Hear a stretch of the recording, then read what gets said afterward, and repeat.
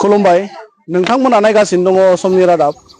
दिनै आं दङ नैबे बाक्सा जिल्ला सिंनि दाङारमाखा गामियाव बैसागोनि 1 खालार गोदान बोसोरखौ बरायनायजों लोगोसे दाब दाब जायगायाव बायदिसिना हाबाफारिनि गेजेरजों बे रंजालि बैसागुखौ बयबो बरायो। दा बेबादिनो नैबे बाक्सा जिल्ला सिंनि बरिमाखा हालामनि दाङारमाखा गामि बे गामियाबो थांनाय गोलाव बोसोरनिफ्राय नैबेबायदि गिदिरखौ मान होनाय बे हाबाफारिखौ लाबोबाय थादों। दा गिबि हाबाफारि महरै बिथांमोना नैबे गामियावहाय फोरदान लाइमोन आफाद बेनि फिरफिला बिरहोबाय, लोगोसे बैसागुजों लोब्बा लाखिनानै आर'नाइ फिरफिला बिरहोदों आरो बेजों लोगोसे बाथौ धोरोमनि फिरफिला बेखौ गामिनि गाहाय दौरि बिथाङा बिरहोबाय। दा बेबायदिनो फारि फारि नैबेबायदि आं केमेरा पार्सनखौ दिन्थिनो खावलायदों। नैबेबायदि मान होनाय हाबाफारि, उन्दैया गेदेरखौ मान होनाय, गेदेरा उन्दैखौ अननाय, बे हाबाफारिया सोलिगासिनो दङ। बेनि गेजेरजों आं दा मोनसे बाथ्रा मिथिना लानो नाजागोन।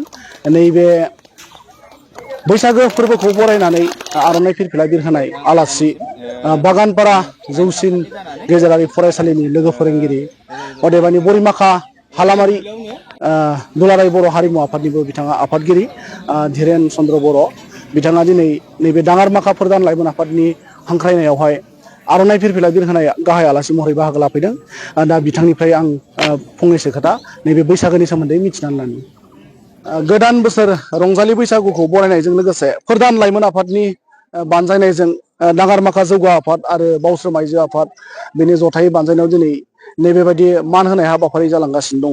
दा बेहाय 1 बैसागोखौ लोब्बा लाखिनानै फोरदान लाइमोन आफादा फालिबोबाय थानाय आर'नाइ फिरफिला बिरहोनाय बिनि गाहाय आलासि महरै जोङो मोननो हादोंमोन बागानपारा जौसिन गेजेरारि फरायसालिनि लोगो फोरोंगिरि, लोगोसेनो बरिमाखा हालामारि दुलाराय बर' हारिमु आफादनिबो बिथाङा आफादगिरि।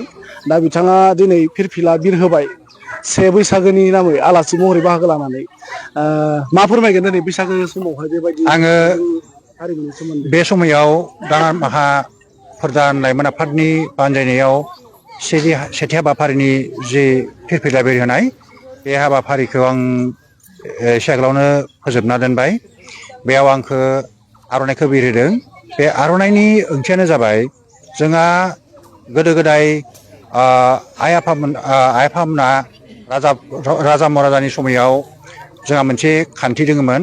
जोंनि जि बिर जोहोलाव, बे बिर जोहोलावफोरखौ दावहायाव थांनो थाखाय जोंहा आइमोना, जोंनि आब'मोना मोनसे हर गेजेरावनो खुन्दुं सोंनानै नाथायनानै हर गेजेरावनो सोंनानै बेखौ दानाय मोनसे हुदा दंमोन।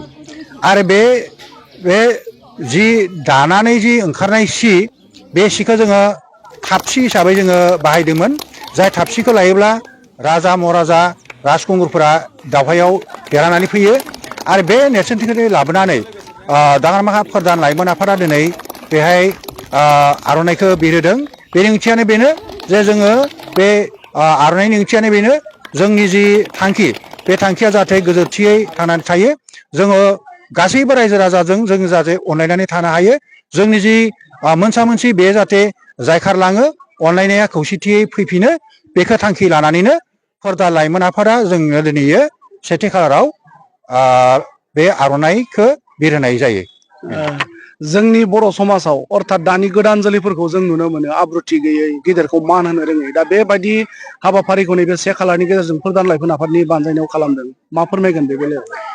बे थांखिया जोबोद मोजां जादों। मानोना बेनि गेजेरजों जों जुदि जोंनि जेनेरेसनखौ जुदि लाबोनानै जों जुदि 1 खालाराव जोंहा गोदोयो बेबायदि गुरु मान खालामनाय दंखायो, गोदोरखौ मान खालामनाय दंखायो। बेखायनो जोंनि जि जेनेरेसन, जोंनि जि सेंग्रा सिख्ला, बे सेंग्रा सिख्लाया जि गुबुन लामाथिं थांदों बा गाज्रि लामाथिं थांदों, बे गाज्रि लामाथिं थांनाय लाइमोन जि सेंग्रा सिख्ला दोङो, बे सेंग्रा सिख्लाफोरखौ बेबायदि थासारियाव जुदि लाबोनो हायोब्ला जोबोद मोजां मोनसे आबहावायाव फैगोन, मोजां थासारियाव फैगोन आरो जोंनि बर' समाजा दावगालांगोन होननानै आङो आसा खालामदों। आरो बे 1 खालाराव दिनै जों नुदों, बे 1 खालाराव दाङारमाखा फोरदान लाइमोन आफादनि बानजायनायाव सेंग्रा सिख्ला लाइमोनफोरा दिनै गेदेरखौ मान होनाय जों नुदों। बेखायनो बे थांखिया बेनो, जाहाथे जोंनि जे जेनेरेसन, बे जेनेरेसना इयुनाव दावगालांनो हायो। गोजोननाय थाबाय थारै बिथाङा जोंजों दान्दिसे सम होनायनि थाखाय। बे बुब्लियाव आङो नैबे फोरदान लाइमोन आफादनि बे गोथार हाबाफारिनि गेजेरजों जोंनि समनि रादाब नायगिरि बिथांमोननिसिमबो गोजोन हामलायनायखौ बावहरनानै बेखिनियावनो दोनथ'बाय। गोजोन्थों।